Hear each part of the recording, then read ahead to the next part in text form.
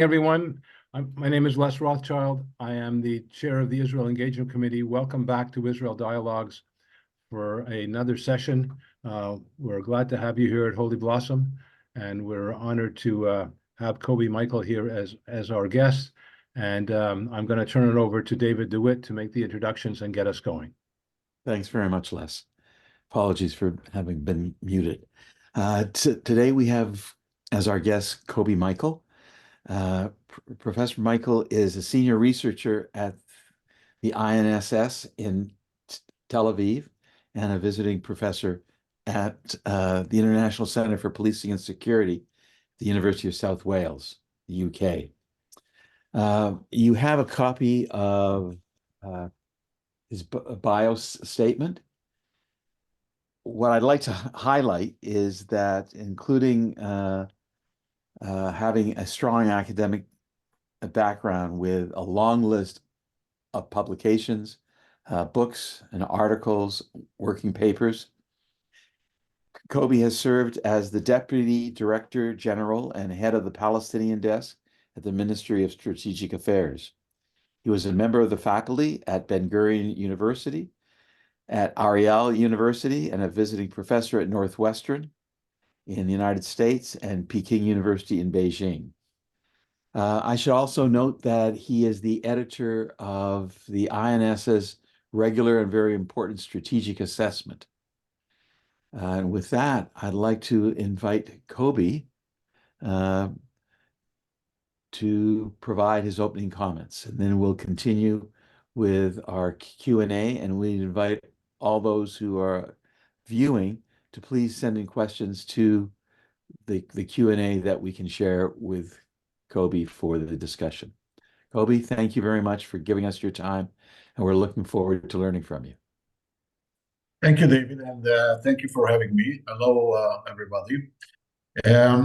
We are here in order to talk about the 5 months war that began on October 7th, 23. And I will try in something like 10 to 15 minutes to provide you with a sort of a broad overview that reflects my understanding with regard to this war, which is a very crucial, major, critical event in the history of the State of Israel.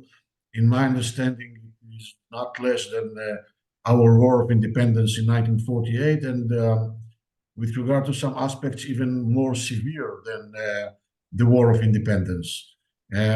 We are facing actually a sort of an existential threat, not because Hamas is an existential threat to the State of Israel, and not because of Hezbollah is an existential threat to the State of Israel, but because we are talking about a regional war where Hamas and Hezbollah are components of a broader axis or camp, the resistance axis, which is led by Iran and supported by Russia and China.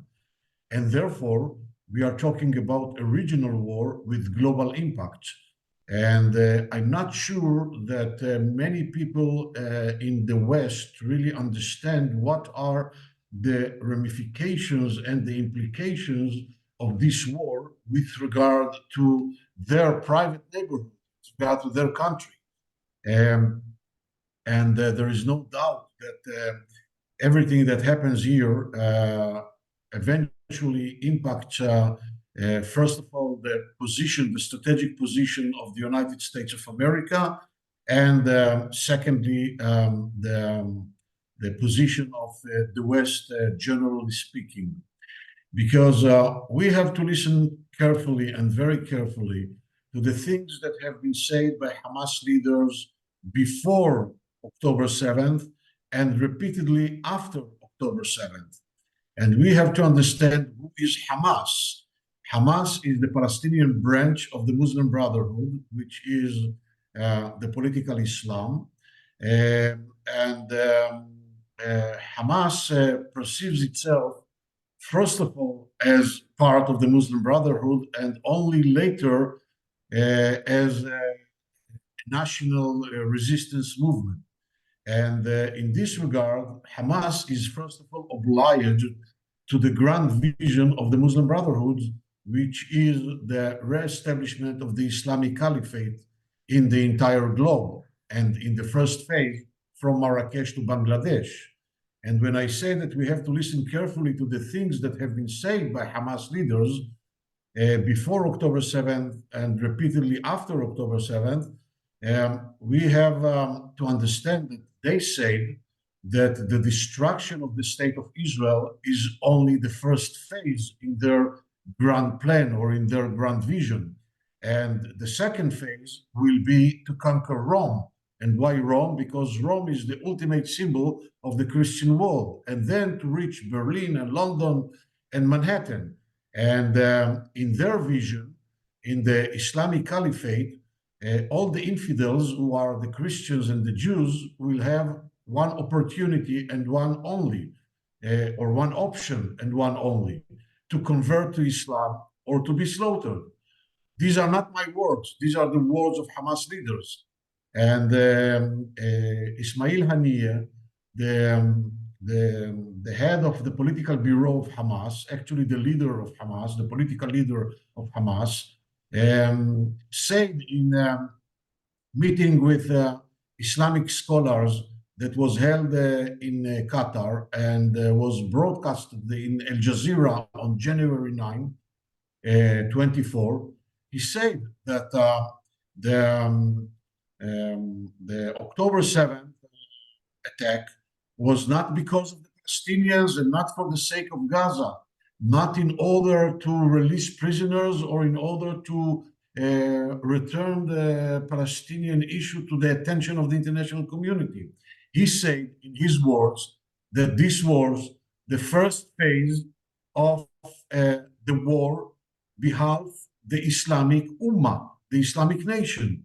And he said that Hamas and the Palestinians are the pioneers.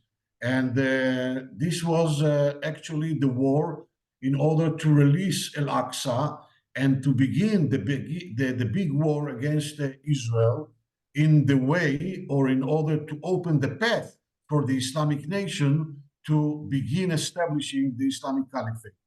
So this is a service of the Palestinian people for the entire Islamic Ummah. And I think that it is very, very important to listen carefully to the things that are said by Hamas leaders in this regard, because they indicate what is Hamas and what are the intentions of Hamas behind this attack.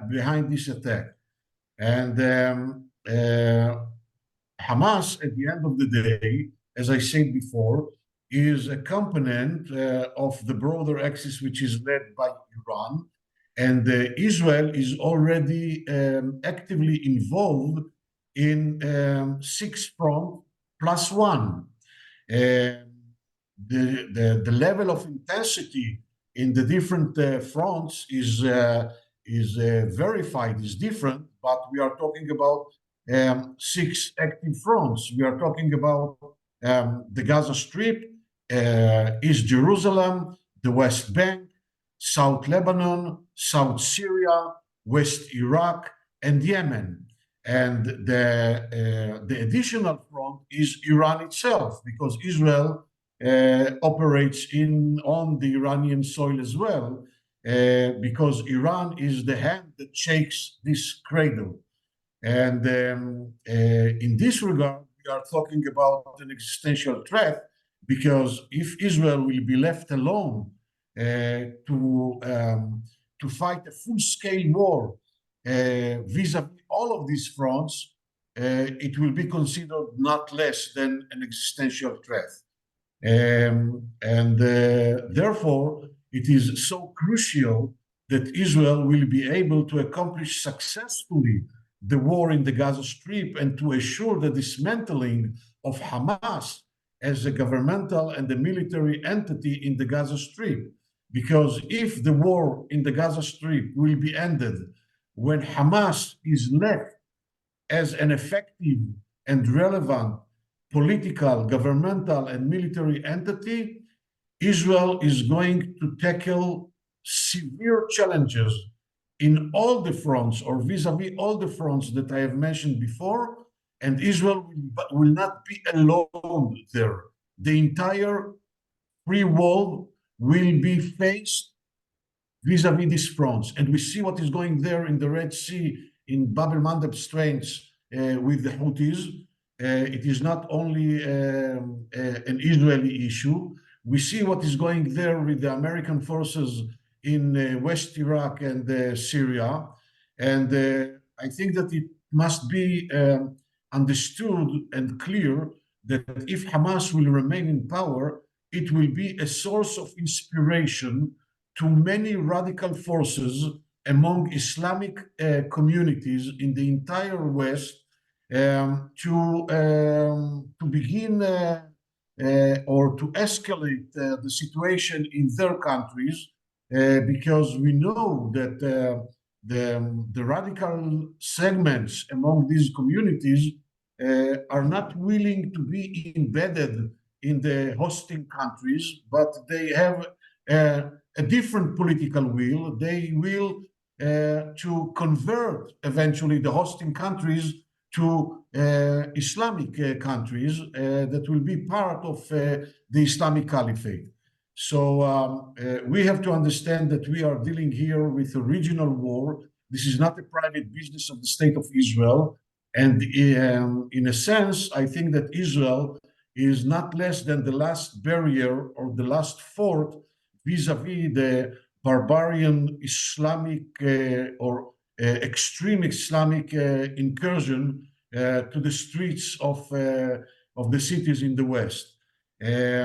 I think that the accumulation of the achievements of the IDF on the ground are very, very impressive and very significant. It looks that Hamas is not able to operate anymore as an organized military apparatus, and therefore they turn to guerrilla warfare.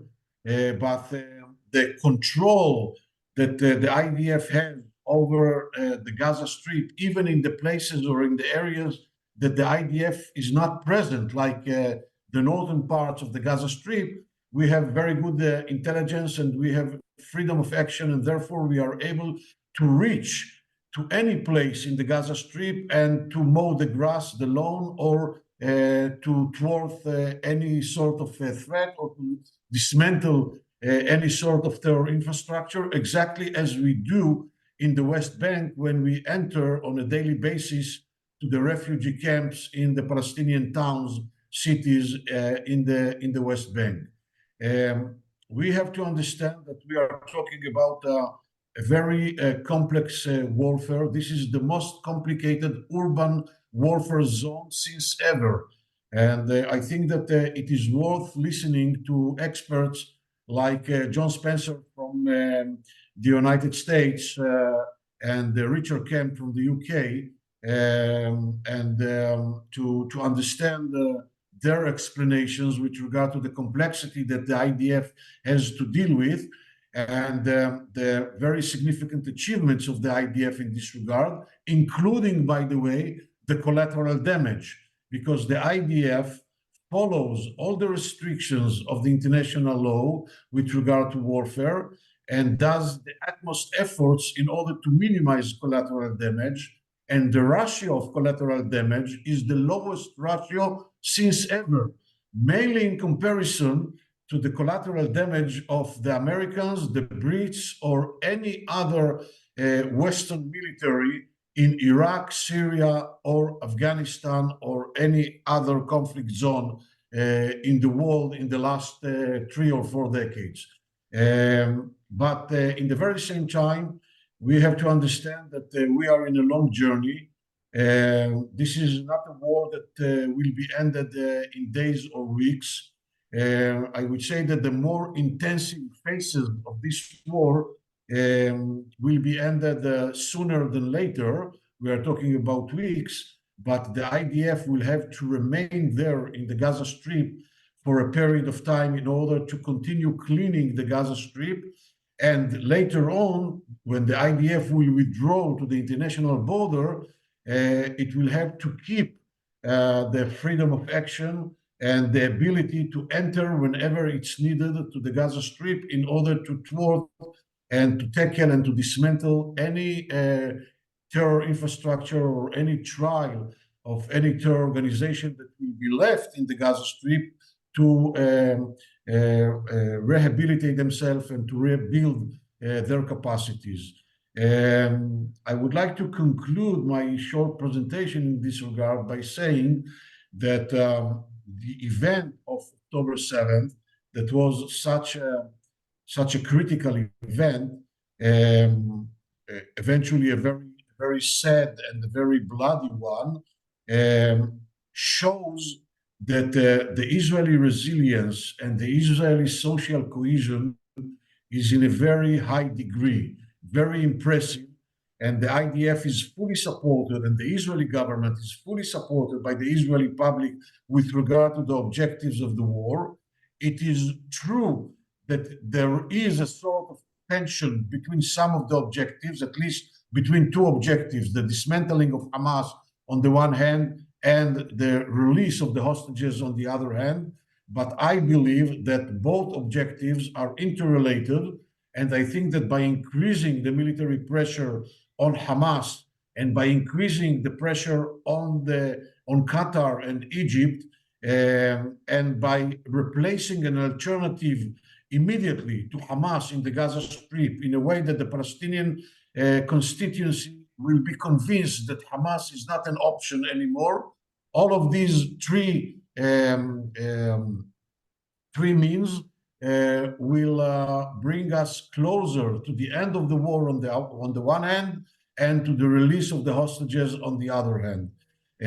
But we are dealing with a very complicated situation, and in the very same time, we have to maneuver very cautiously in the northern fronts vis-a-vis Hezbollah. And it looks that in each day we are making another step, unfortunately, towards a full-scale war with Hezbollah, because Hezbollah set a sort of an equation, which I term as a kinetic diplomacy. But the problem is that the upper threshold of this equation is getting higher in each day.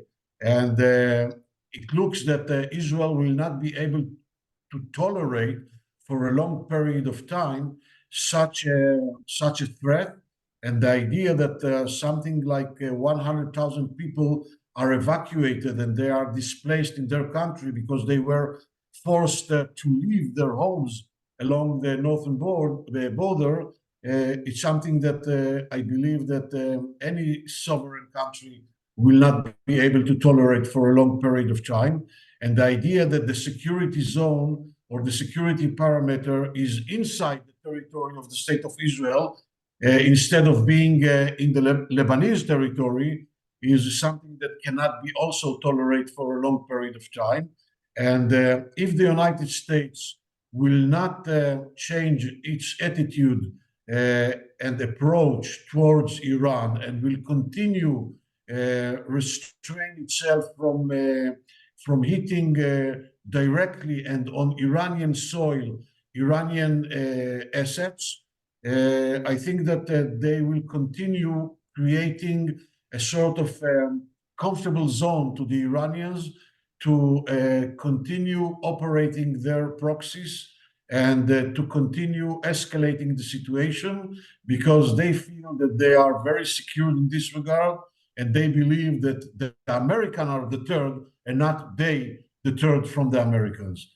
So many things are eventually dependent on the American approach and the American strategy here in the region.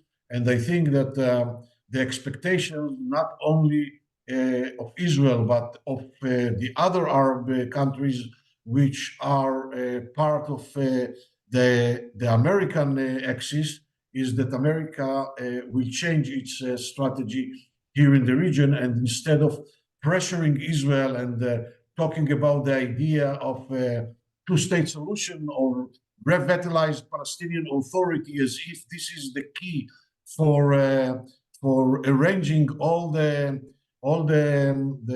troubles that we have in this hectic neighborhood, I think that most of the players here in the region will prefer that America will concentrate on some other things and will deter Iran instead of pressuring Israel with regard to the end of the war in the Gaza Strip.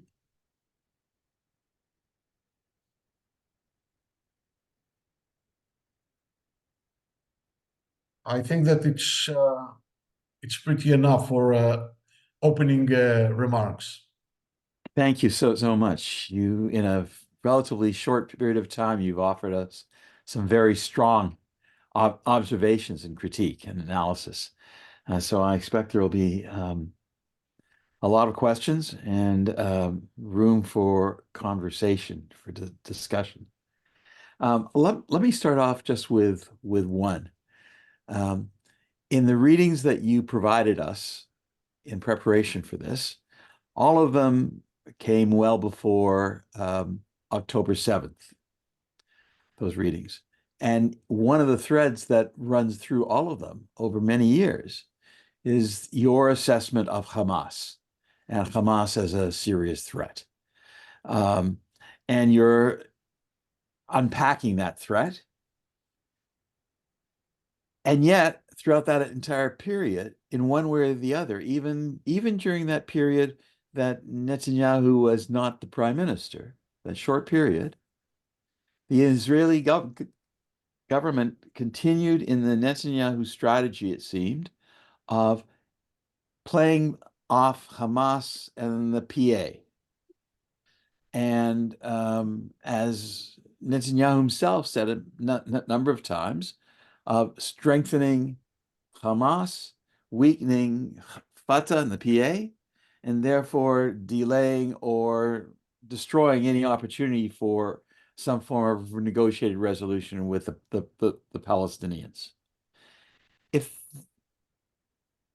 your analysis is correct, and if the information was out there about Hamas, and we've all known its linkages to the Muslim Brotherhood and its declaratory statements, why in fact was there no response to that analysis? Why did the government of Israel continue to enhance the strength of Hamas and degrade the West Bank Palestine Authority? Let me try, with your permission, first of all, to clarify, or at least to try to clarify the Israeli strategy since 2009, after the first operation against Hamas, Kasle.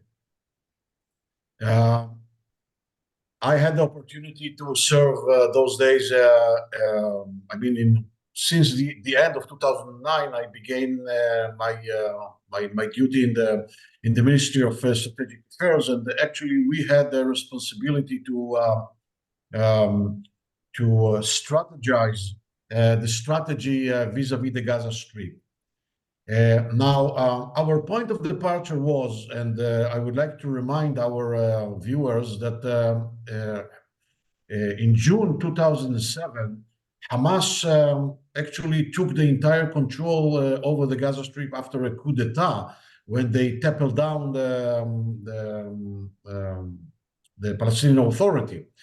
And in 2009, the Palestinian Authority is not in the Gaza Strip at all.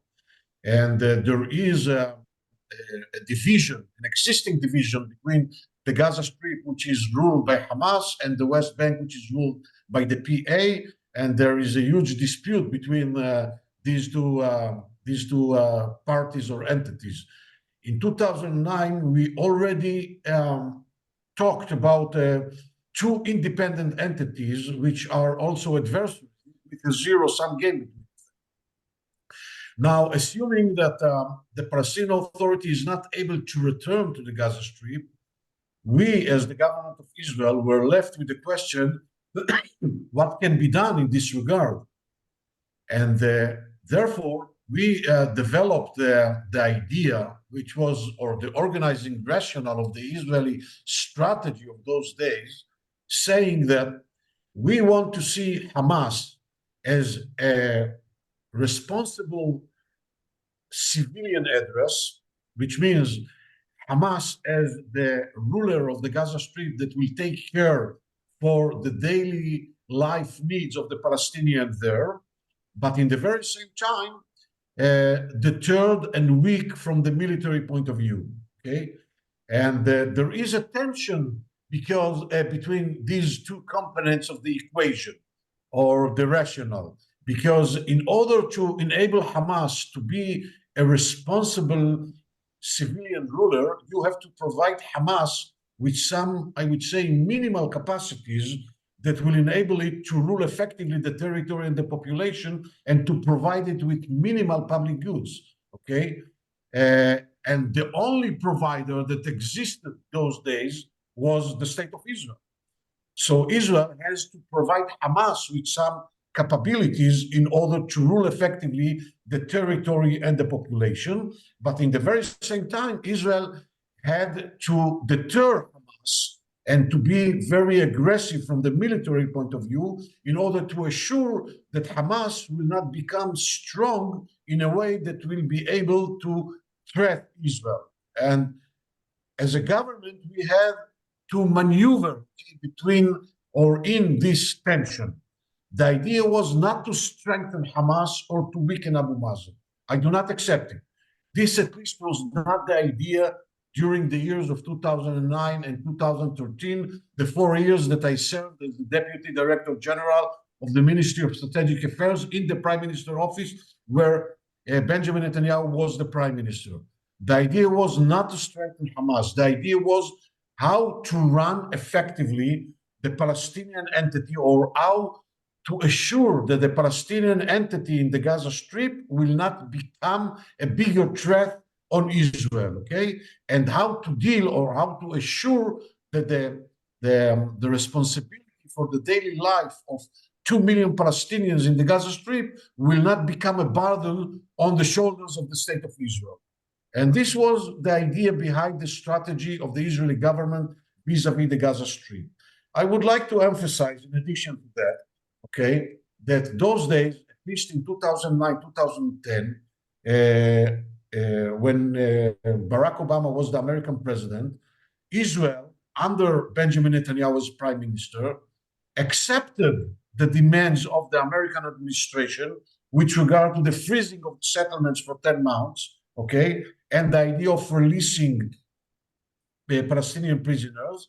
And President Obama believed that this will bring Abu Mazen to the table. It didn't bring Abu Mazen to the table. I would like to remind in this regard that Israel was part of the initiative of the Secretary of State Kerry in the second term of President Obama.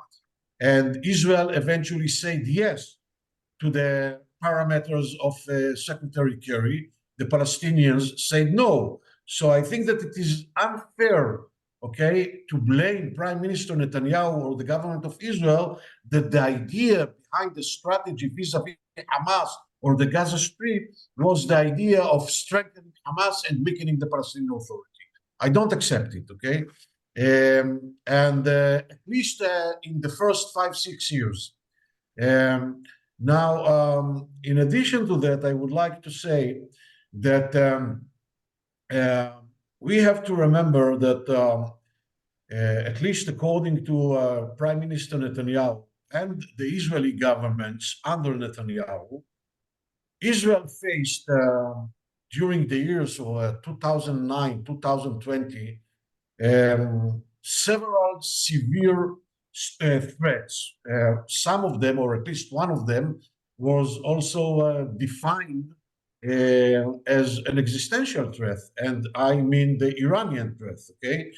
And the second severe threat was the northern threat, which means the northern front, which is Hezbollah in Syria.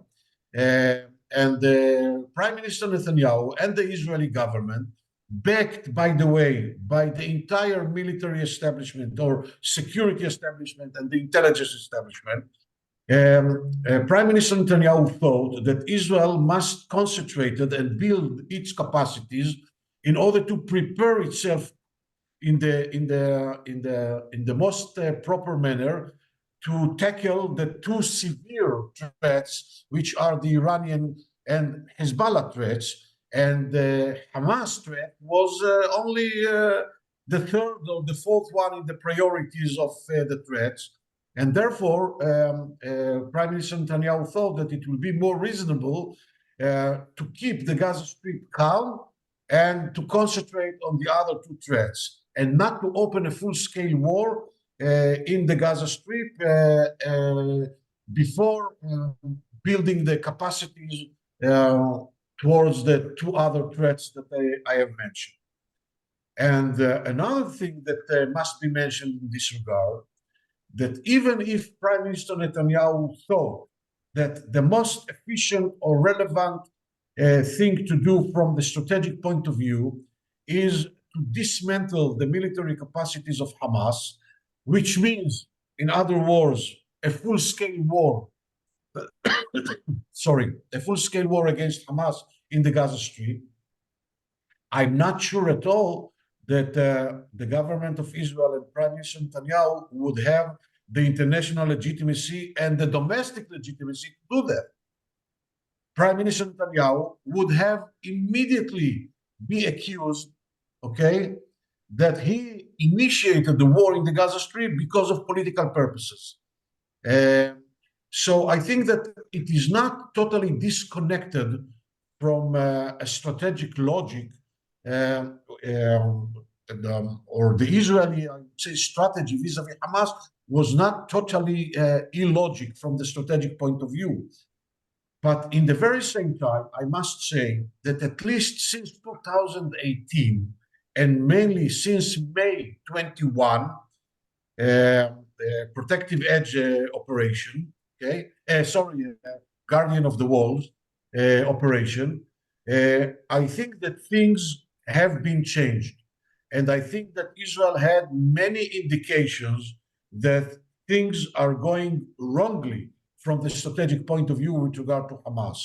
And by the way, these are the years I began writing about this issue in a very critical manner since 2018, and mainly since 2021, because I saw it very clearly.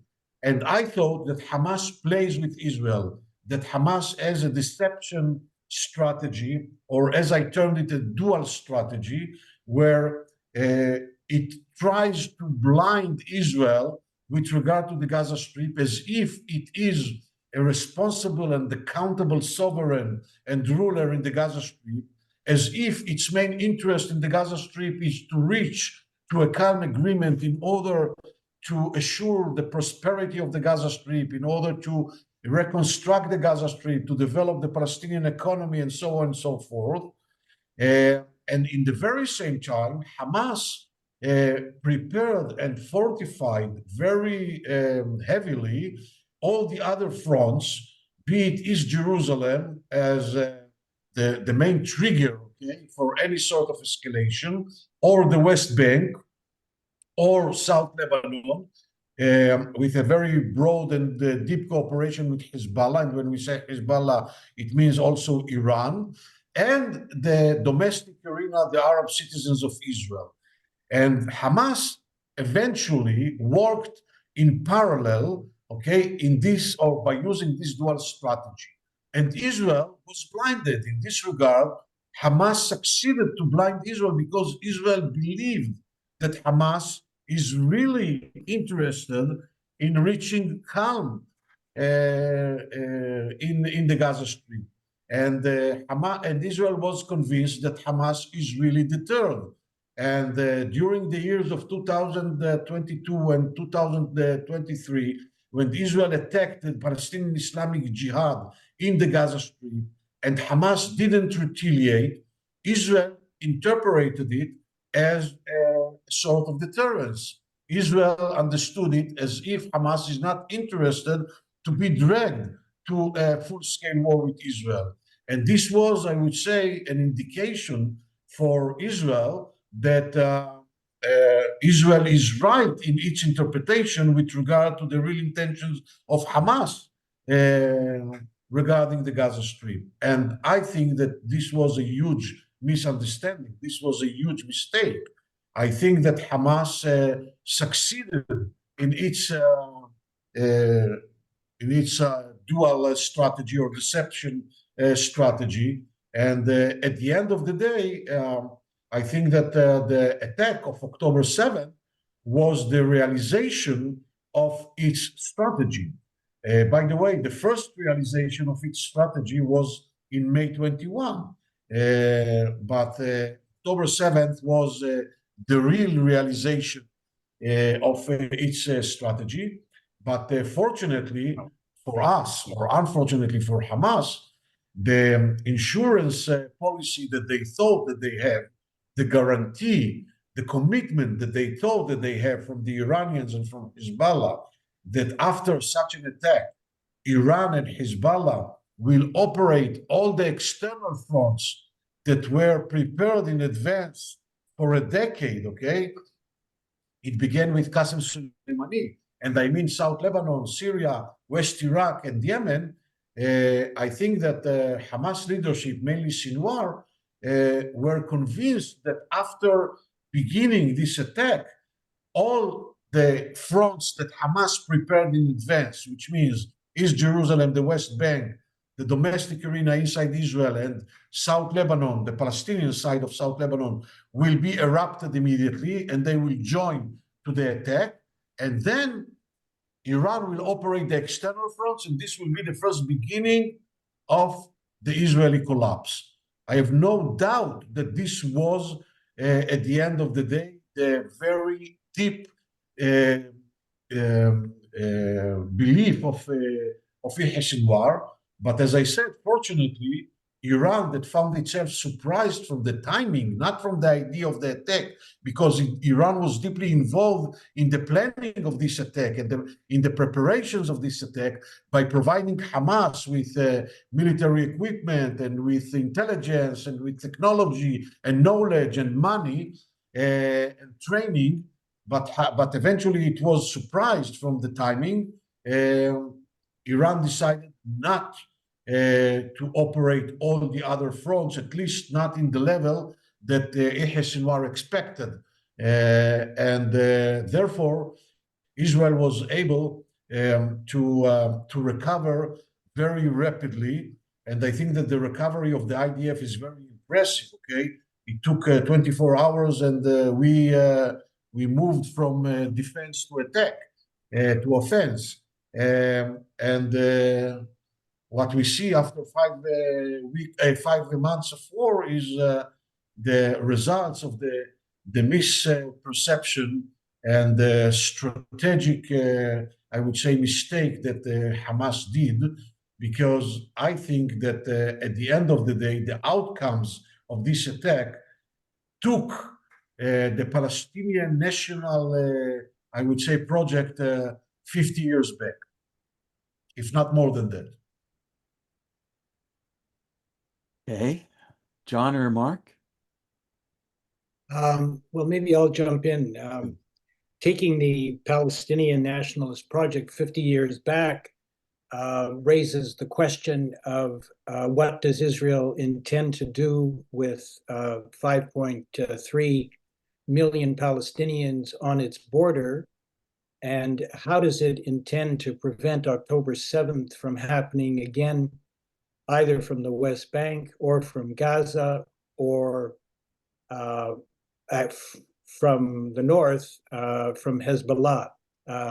I would make the argument in response that 17 years of Bibi Netanyahu's view that he'll never accept a Palestinian state, and that he was indeed happy that Hamas was being strengthened, because his argument was continually, there's no partner for peace.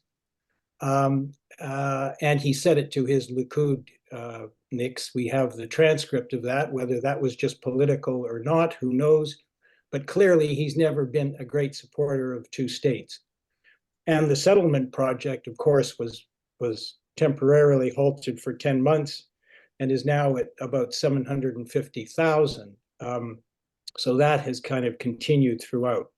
The larger question, though, is what is the game plan going forward for Israel, given that the threats continue to exist and that the Biden administration is not just interested in two states. It wants to bring Saudi Arabia in. It wants to deal with them. It wants to support the Arab Peace Initiative. It wants to push Hezbollah back over the Litani. It's not just two states. He's got a larger, very complex and very difficult package, but he's not just trying to push two states. He sees that as one part of the package. So it's a complicated question, but I'm sure you're capable of responding. I will do my best. First of all, I can provide you with my interpretation or my understanding. Okay, I'm not the spokesman of Netanyahu in this regard, but I think that I do understand Netanyahu and its strategy, and I do differentiate or distinguish between some political declarations that are made for domestic political purposes and the real strategy. Okay. And with regard to the real strategy of Netanyahu, I think that Netanyahu is the last Mapainik, okay? Mapai, the Labor Party of Israel.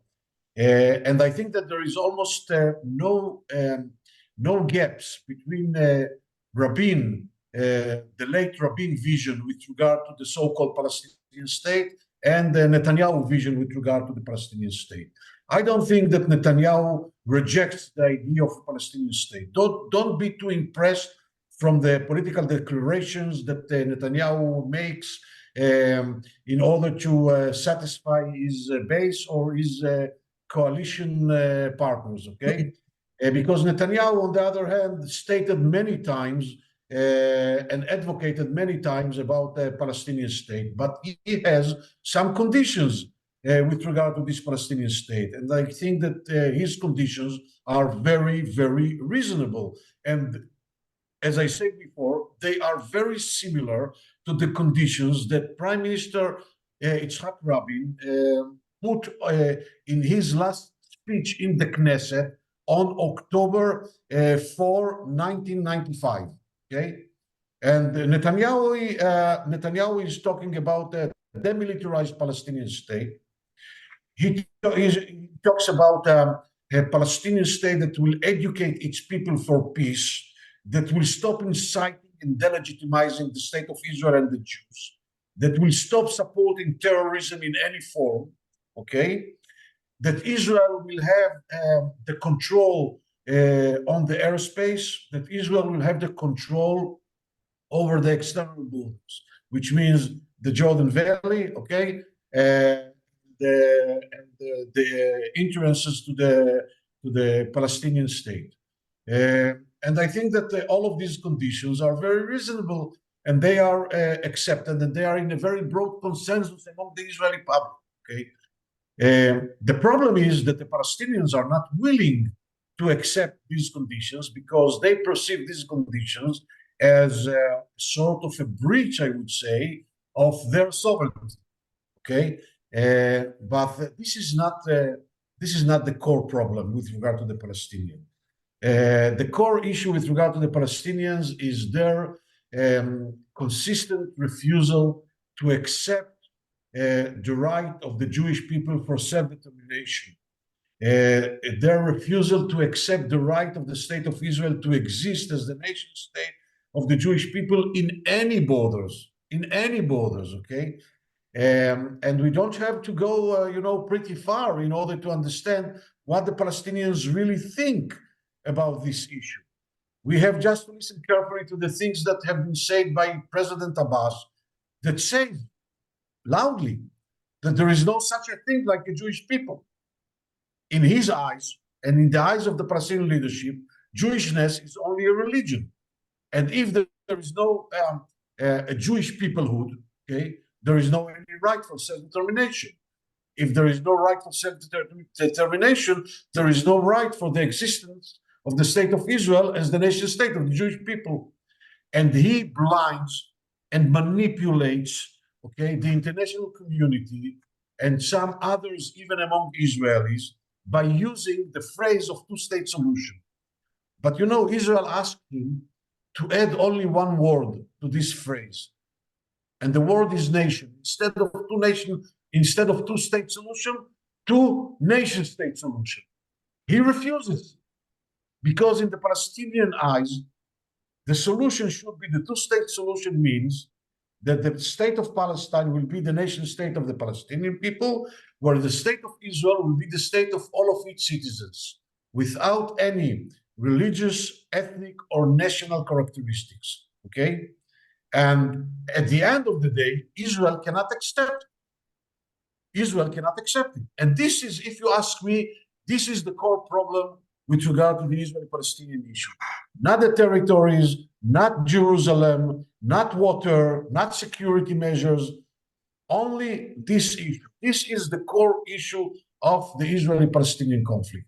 And when we see what is going there in the Palestinian curriculum, when we hear what Palestinian officials, from the president till the last official in the Palestinian Authority, what they say, okay, in their political statements, when we hear what religious clerics say in the mosques in Fridays, when we see and when we hear what is broadcast in the Palestinian media, which, by the way, is under full control of the Palestinian Authority, the level of the delegitimization, the level of the humanization, the level of the incitement is something which is so harsh, it is so extreme.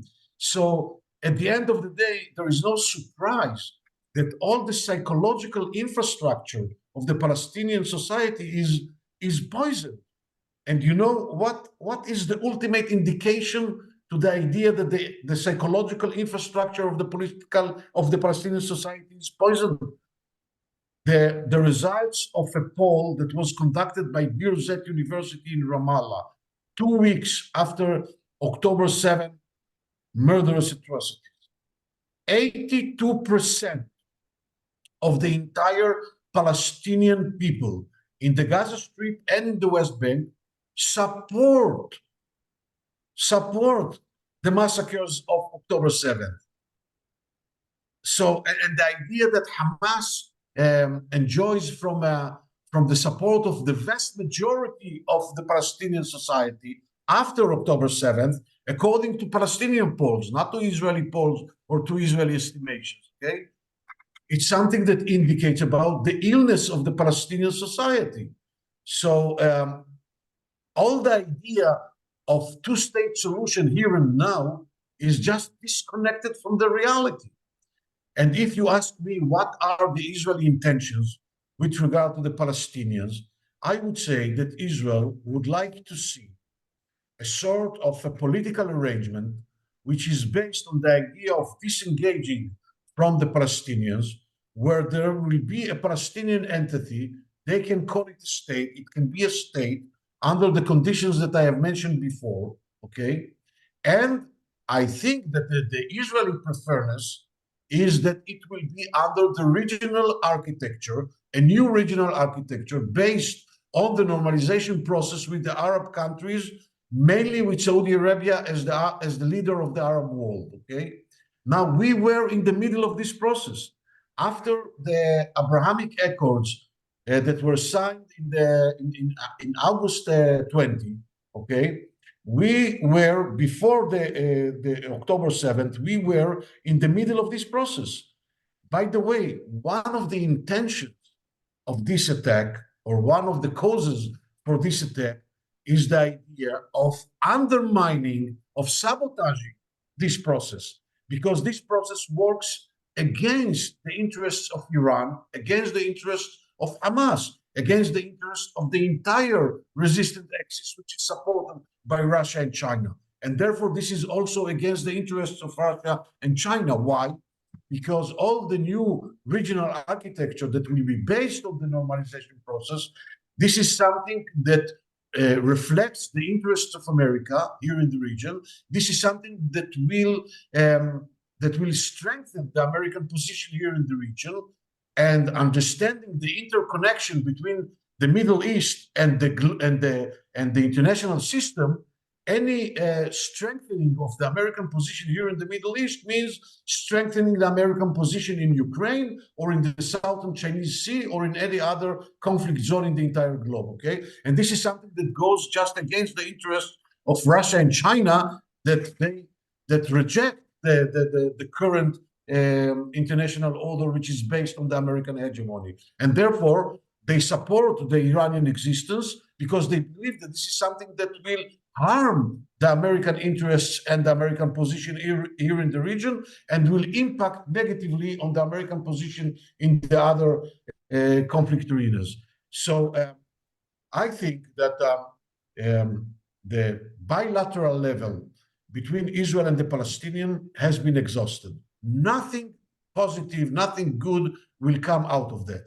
The gaps between both sides are unbridgeable. The maximum that the Palestinians are willing to give doesn't meet the minimum that Israel expects, and vice versa. The maximum that Israel can give the Palestinians doesn't meet the minimum that the Palestinians request. And therefore, I think that we have to move from the bilateral level, the Israeli-Palestinian one, which has been exhausted, as I said, to the multilateral level. The multilateral level is the idea of the regional architecture. Now, if I will use the jargon of conflict resolution discipline, I would say that by moving from the bilateral to the multilateral level, we enlarge the pie, okay? Because we add more players, we add more agendas, more interests, and we add more resources. Now, the multilateral level, the regional architecture, will enable the Palestinians and the Israelis, or will provide them with more spaces or with broader spaces of flexibility and concession. Because when they will do more concessions, they will be able to be compensated by this regional architecture, okay? And they will be able to have things that do not exist in the bilateral. And therefore, I believe that the direction should be, first of all, to build the regional architecture, and then to reconstruct the two Palestinian entities, the Gaza Strip and the West Bank, simultaneously, in parallel, but differently, not together, not to unite them yet, okay? Under the umbrella of the regional architecture, to build a local administration in the Gaza Strip that will build its capacities to rule effectively the territory and the population. It will be educated and trained by a sort of international trusteeship or a regional trusteeship or administration that will have the responsibility to begin the reconstruction process of the Gaza Strip, and in the very same time to train and to educate the local Palestinian administration, and gradually to transfer authorities to this local administration, and in parallel to that, to go through a very significant process of reforms of the Palestinian Authority in order to meet the idea or the concept of President Biden of revitalized Palestinian Authority, and to build the capacities of this authority to rule effectively the territories and the population in the West Bank.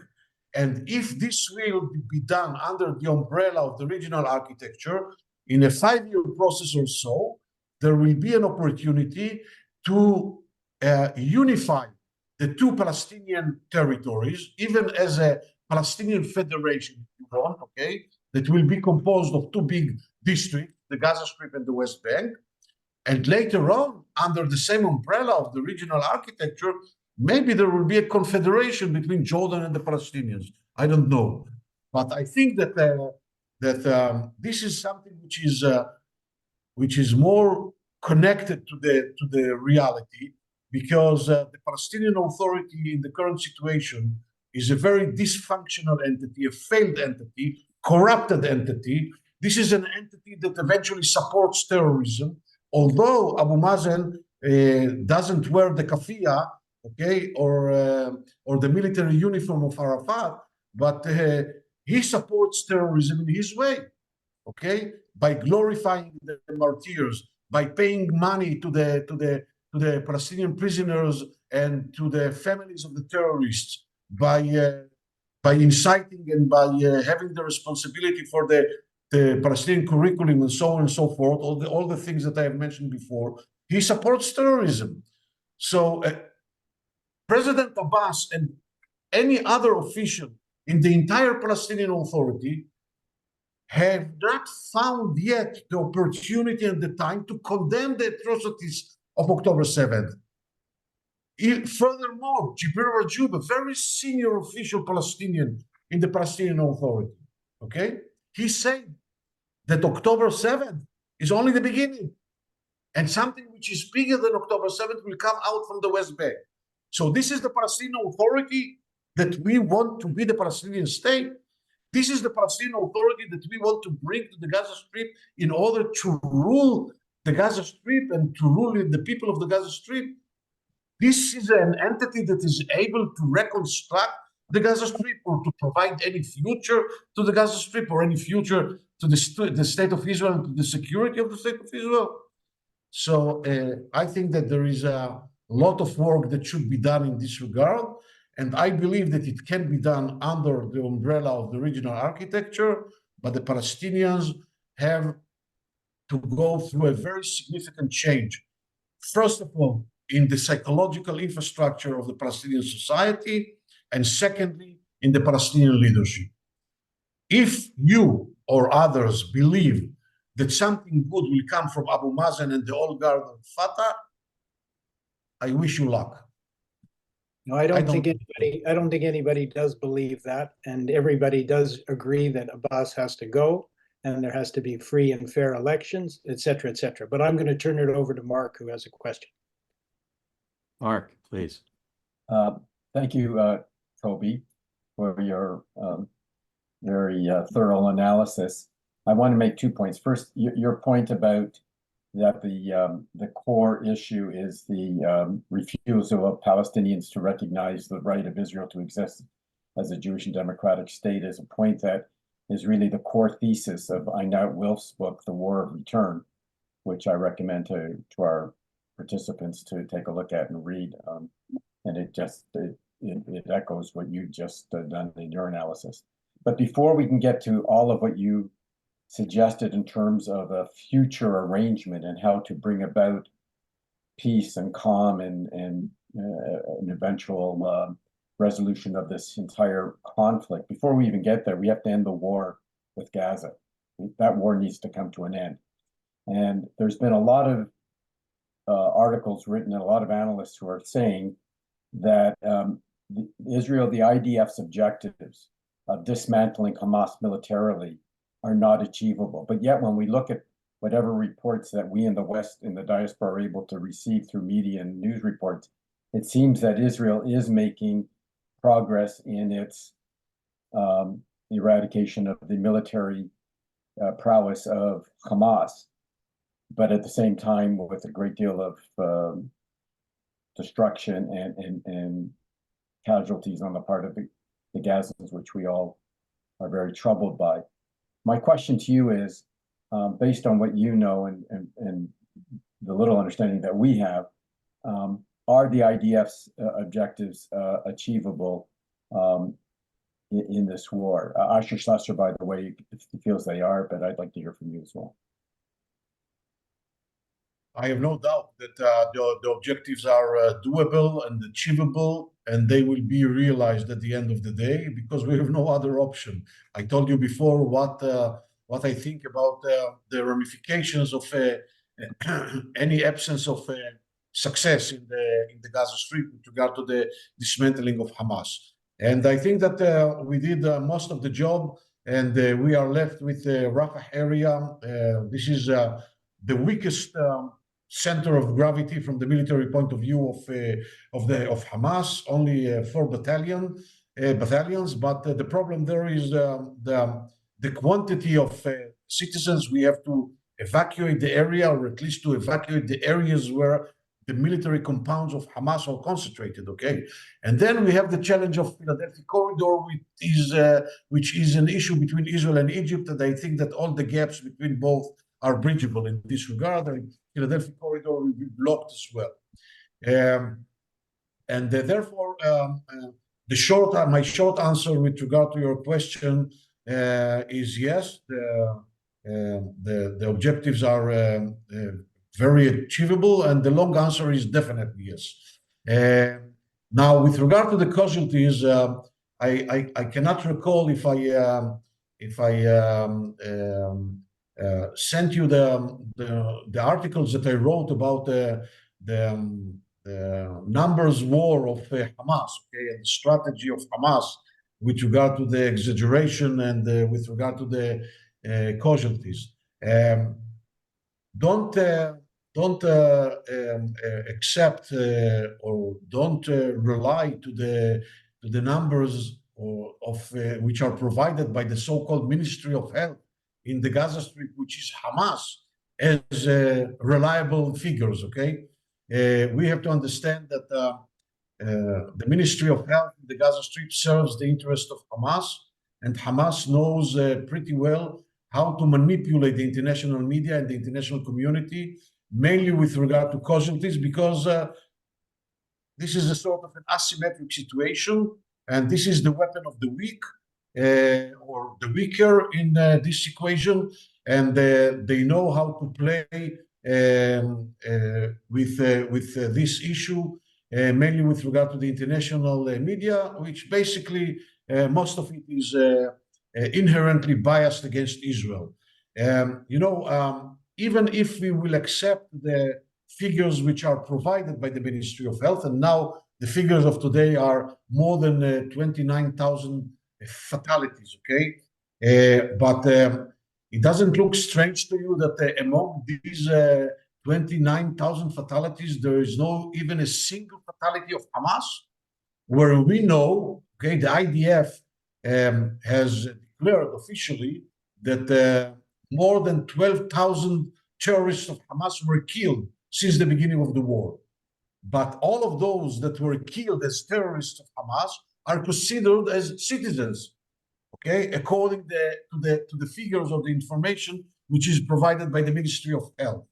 Now, does it make sense that a number of 29,000 people that were killed, where exactly all of these people were buried in the Gaza Strip? You know, the skies is full with satellites. I mean, if there are 29,000 people that were killed, they should have been buried somewhere. Okay, where exactly all of these people were buried? Now they are talking about more than 68,000 wounded people. You know that according to the World Bank, not according to my estimation, but according to the World Bank report, in a very good day in the Gaza Strip, there are not more than 3,000 beds in all the hospitals and the clinics in the entire Gaza Strip.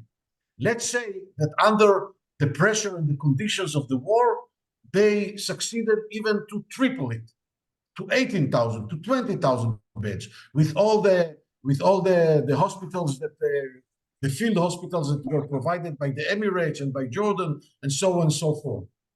Where exactly 50,000 people are hospitalized? Where are these people? The wounded people.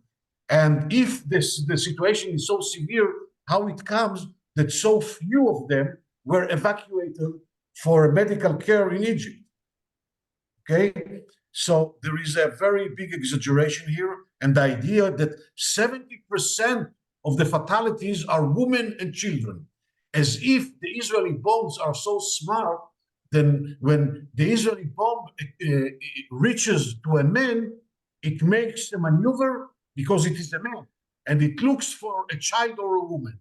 Okay, I mean, the figures are not reasonable, they are exaggerated, they are manipulated, and if even the number of the fatalities is 29,000, okay, and we know that at least 12,000 of them are terrorists of Hamas, armed people of Hamas or the Palestinian Islamic Jihad, it means that the collateral damage is in the ratio of 1 to 1.7 or something like that. You know what is the average collateral damage published by the UN in urban warfare? 1 to 7. 1 to 7. Now, there are some disputes with regard to the collateral damage in Mosul, in Iraq, okay, in 2017, when the international coalition led by the United States of America, composed of 72 countries, including Arab countries, bombarded Mosul for 9 months, 9 months, and destroyed all of Mosul, okay? And 900,000 people were displaced people from Mosul. And the reconstruction of Mosul has not been finished yet. Mosul is still under reconstruction process since 2017. Now, there is unclarity with regard to the number of the fatalities, and therefore there are disputes if the ratio of the collateral damage is 1 to 5 or 1 to 7. Here in the Gaza Strip, we are talking about the collateral damage of 1 to 1.7, the lowest collateral damage since ever. So I think that the objectives are achievable. I think that the IDF follows all the restrictions and even beyond the restrictions of the international law of warfare. I think that the IDF does the utmost efforts in order to minimize the collateral damage. And by the way, one of the reasons that we didn't attack Rafah yet is that we want to assure that all the areas that will be attacked will be evacuated from citizens. This is the reason that we entered Shifa Hospital in Gaza City, although we knew before that this is a very central military compound of Hamas, only 5 weeks after the beginning of the grand incursion to Gaza. Just after assuring that the hospital was totally evacuated. Okay, so I think that the war can be ended, must be ended, and will be ended, and the objectives will be achieved. Because first, we have no other option. Secondly, we are very close to that.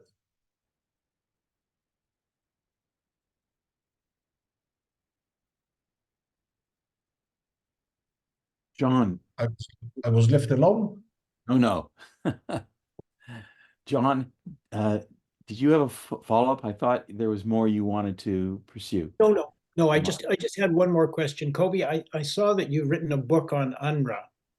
And of course, there have been multiple developments on UNRWA since the revelations of the 12 that are alleged to have participated in October 7 and suggestions that there's a Hamas tunnels 65 feet under UNRWA, one of the UNRWA buildings or main buildings. Can you give us your headquarters? 65 feet's a long way. So anyways, what are your views? Obviously we know that there's 13,000 employees in UNRWA and that they basically take care of health and social services and education that Israel would otherwise be dealing with if UNRWA wasn't there. Do we get rid of UNRWA? Do we replace it with something else? What UNRWA obviously operates in Jordan, Lebanon, Syria as well. There's 30,000 employees in total. What's your take? The bottom line, in my understanding, is that UNRWA, at least in the Palestinian territories, must be dismantled. I think that UNRWA is an organization that was born in sin, existed in sin, operated in sin, and I think that it was a platform that perpetuated the Israeli-Palestinian conflict. It was a platform that was used in a very cynical manner in the first decades of its existence by the Arab leaders or by the Arab world in order to keep alive the Palestinian victimhood, the Palestinian refugeehood as a political tool or a strategic tool against Israel.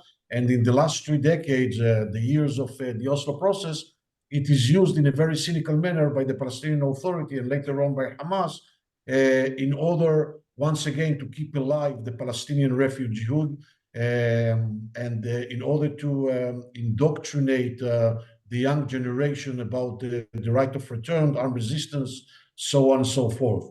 I think that the idea that a UN agency, and I would like to remind us that the UN was established in 1945 after World War II as the international organization that its purpose is to assure peace and security in the world, okay? And UNRWA is a UN agency, and UNRWA educates its schools in the Palestinian territories as well as in other places. UNRWA educates for the elimination of a UN member state is something which is not less than absurd, okay? Something that cannot be tolerated, not morally and not logically. This is a UN agency. Secondly, I don't think that in the Palestinian territories, be it the Gaza Strip under Hamas until October 7th and or the West Bank under the Palestinian Authority control, I don't think that there should be any sort of distinction between Palestinian citizens. All of the Palestinians who live in the Gaza Strip and all the Palestinians who live in the West Bank carry a Palestinian passport and the Palestinian citizenship. And therefore, first of all, they cannot be considered as refugees, but they are considered refugees because UNRWA, instead of decreasing and lowering the number of the refugees, just increased along the years the number of the refugees. It began with 750,000 refugees, and now we are above 6 million refugees. Okay, this is the only refugee population in the entire world that instead of decreasing, it increasing, it grows. And we are talking about the 5th generation of refugees, and this is just ridiculous because they are not refugees. Okay, they are not in the status of refugees. They don't live in the standards of refugees. If you want to look for refugees, you can find them in the 10 cities along the Turkish border with Syria, 3 million Syrian refugees, or in Somalia, or in Yemen, or in Libya. Okay, or if you want the Palestinians in Lebanon and Syria that don't have any citizenship. But the Palestinians in the Palestinian territories and the Palestinians in Jordan, all the 2.4 million Palestinians in Jordan have a Jordanian passport and a Jordanian citizenship. Why do they have to be considered, okay, or defined as refugees? Why a UN agency should deal with their daily needs? Why a UN agency should provide them with education, with health services, with welfare services, with work services, and not the sovereign power, be it the Jordanian government or the Palestinian government in the West Bank or the Palestinian ruler or sovereign in the Gaza Strip. Why there is a need for a UN agency for that? I mean, the Palestinians have declared about themselves as a state. They were recognized by 142 countries in the General Assembly in 2012 as a state. Why do they have to have a state in a state?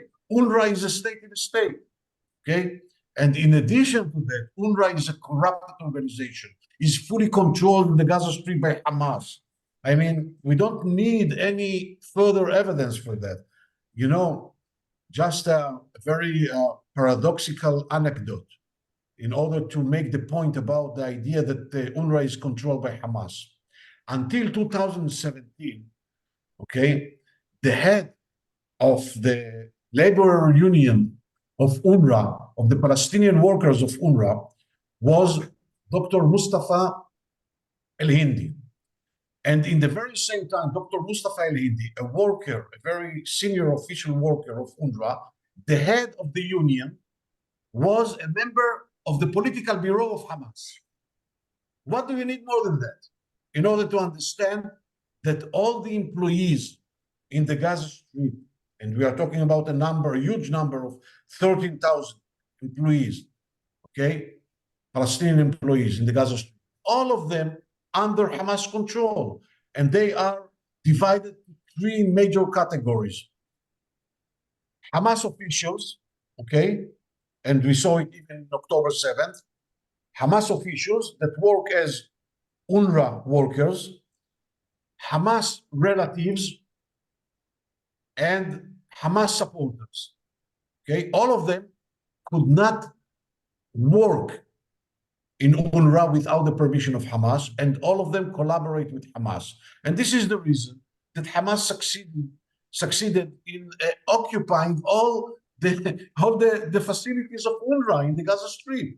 I mean, there is no even a single facility of UNRWA that was not occupied by Hamas or not was used by Hamas as a military compound in order to store weapons or in order to run operational rooms or in order to launch rockets. Okay, and the idea that UN facilities are used by a terror organization for terrorist purposes, if this is not less than absurd, I don't know what an absurd is.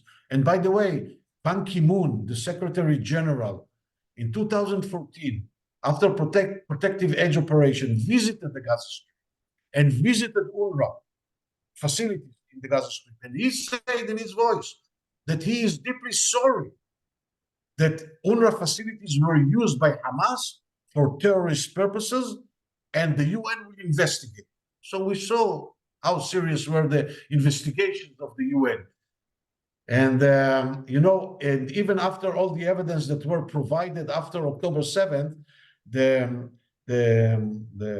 Commissioner General of UNRWA, Lazimi, I hope that I don't wrong, I don't mistake with regard to the spelling of his name. He says that he still waits to evidence that be provided by the IDF that employees of UNRWA were involved in the terror attacks of October 7th, or employees of UNRWA were involved in Hamas terrorist activities. And I think that it is just ridiculous, and UNRWA must be dismantled, and sooner than later. We have some questions from viewers, and I'd like to put two of them together. And one of them is quite sharp. So the first one is, in addition to Israeli civilian experts, this viewer has read that sources in the Israeli military have stated that it will be impossible for Israel to destroy and eliminate Hamas. And the viewer really wants your views on that. And then there's another one that says, thank you for this broader regional analysis. Can you comment on how many Palestinians are acceptable to be killed or starved in the process of dealing with this existential threat to Israel? So you have, on the one hand, someone who is asking the question, if you can't destroy Hamas, if you can't totally eliminate Hamas, implicated in that is what is ultimately either the goal or what is the indicator that the war comes to an end.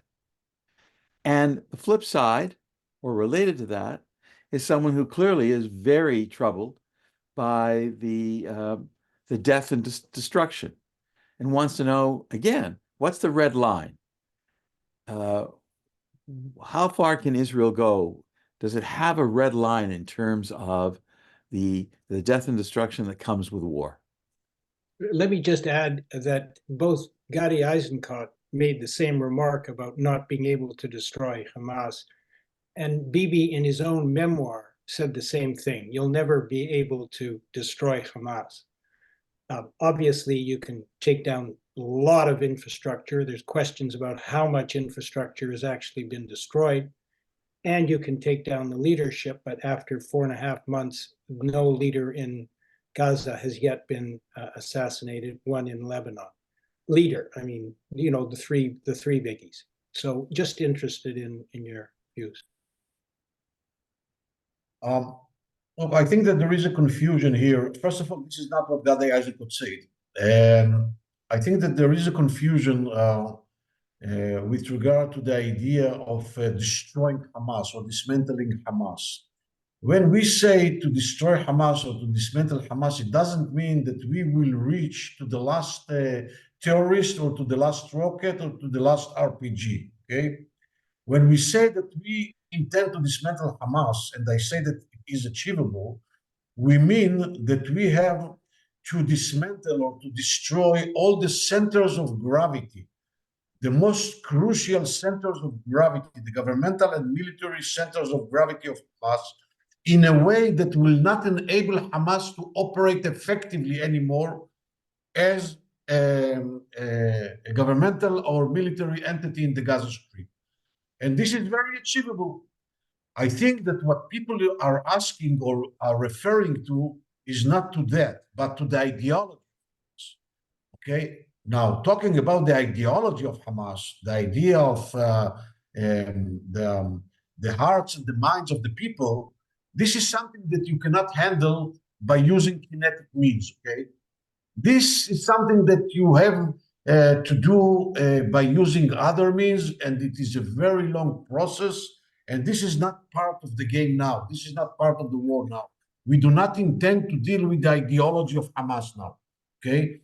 And we know that the ideology of Hamas is there in the minds and the hearts of many people among the Palestinian society. I mentioned the polls that indicate about the support of the vast majority of the Palestinians in Hamas and Hamas ideology and in the atrocities of October 7. Okay, so it's something which is clear cut that this is the psychological situation. Okay, this is I would say the core ideology of the vast majority of the Palestinian society. Now we have to concentrate on dismantling the centers of gravity of Hamas and to ensure that Hamas will not be anymore an effective military and governmental entity in the Gaza Strip. Okay? And this is very achievable, and we're very close to achieve it. With regard to the destruction, the casualties, the fatalities, and so on, the red lines are the international law of warfare, and Israel is very strict in this regard. Now, I think that the question should be addressed not to Israel. The question should be addressed to Hamas. Hamas uses its population as human shield. Hamas uses the population, okay, and sacrifices in purpose, deliberately, sacrifices the population in order to increase the pressure over Israel, on Israel.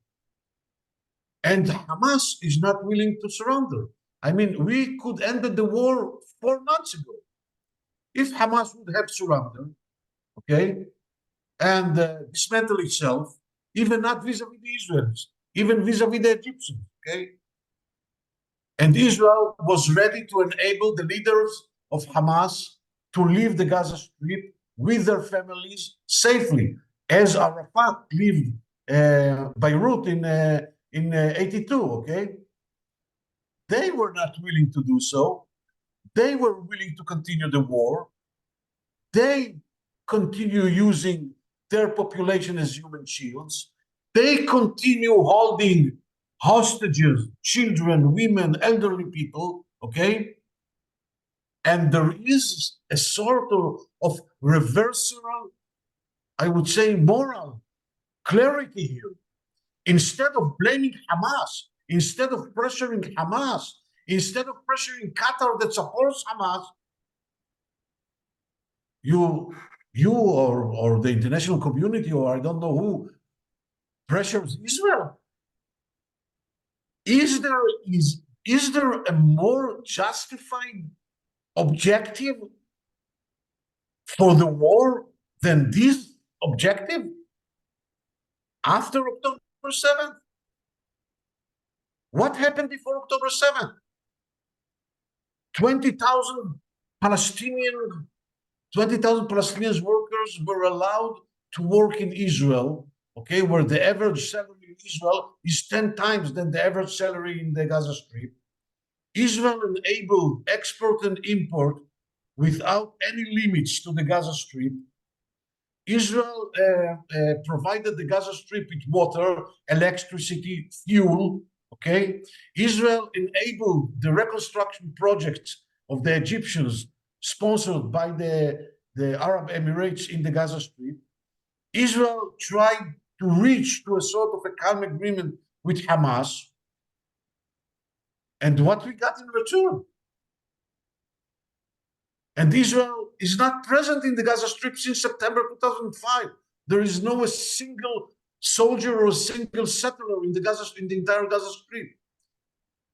And instead of building their civil society, their economy, instead of concentrating on the prosperity of the Gaza Strip, instead of building state capacities, Hamas preferred since June 2007 to steal the money and the resources for its people, to build its terrorist capacities, to prepare itself to October 7th, okay, and to build a terrorist state, and then Israel is responsible.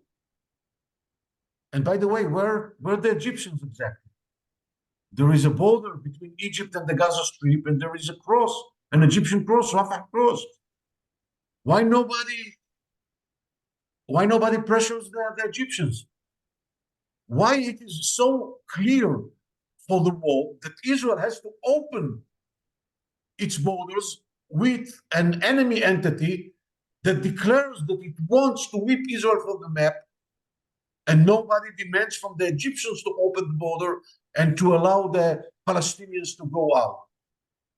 I mean, this is a sort of absence of moral clarity that leads to a strategic blindness. Kobi, I think this is probably the place that we have to end it, though these final remarks really set an agenda for what could be a very intensive and detailed conversation and debate, because I'm sure someone who is listening, as part of this, would like to come back to you and say, well, part of the reason is, of course, because for all these years, there is perceived to be an effort to slow down, if not prevent, opportunities for Palestinian nationalism in their own space, if you want to call it the two-state or the two-nation state. And so this debate will go back and forth. Someone look at the longer term underlying structural causes, and others will be. Let me just conclude with one sentence, okay? Sure. By saying that, according to my understanding, and I deal with the Palestinian issue for more than three decades, from any dimension or aspect that you can imagine, okay? And I was involved in the official negotiation and track 2 negotiations, and I really know the Palestinian arena, and I know the Palestinian politics. I'm an Arabic fluently speaker, okay? I know the geography, the demography, the politics, whatever you want. I'm telling you that the Palestinian leadership, since the beginning of the Oslo process, be it Arafat or Abu Mazen, was never really interested in having an independent Palestinian state. They didn't work for that. They didn't devote the efforts for that. They were interested in sabotaging, undermining the Zionist project, the state of Israel. This is their interest, not to have an independence, not to build an independent Palestinian state. They had more than one opportunity to do that. The best opportunity that they had is in the Annapolis process during Ehud Olmert as prime minister, and every time they said no, okay? And I think that these are the ultimate indications that eventually they are not really interested in building their independence, in building their independent state. They are interested in something else. Anyway, thank you very much for having me. It was terrific to have you with us. I very much appreciate your willingness to offer detailed explanations or responses to questions. Usually we get an opportunity to have many more questions, but you fill up the time with some very extensive and intensive responses, which I think is much appreciated, and will undoubtedly be inviting you back. Hopefully at a time that it's clear where peace may be on the horizon and opportunities for cessation of violence, not just war. So let me turn it back to Les to say the thanks on behalf of Holy Blossom, and thank you to Mark and John for your questions. Thank you, David. And I want to also thank Mark and John and David and of course Kobi for you coming and giving us some insight. These programs have been very valuable for us to understand what some of the things that, some of the views that are being held by Israelis. So thank you very much for that. I want to just remind everybody that the next Israel Dialogue session is on March 14th. It will be featuring Yaron Shavit, who is the vice chair of the Jewish Agency for Israel and a leader of the Reform movement in Israel. And then on March 21st, we are going to have Mark Koplow. Michael Koplow. Thank you, Michael Koplow, who is from the Israel Policy Forum, which will also be, I'm sure, very interesting. Again, everybody, thank you very much, and have a good afternoon, everybody, and early Shabbat Shalom. Thank you. Shabbat Shalom. Bye-bye. Shabbat Shalom.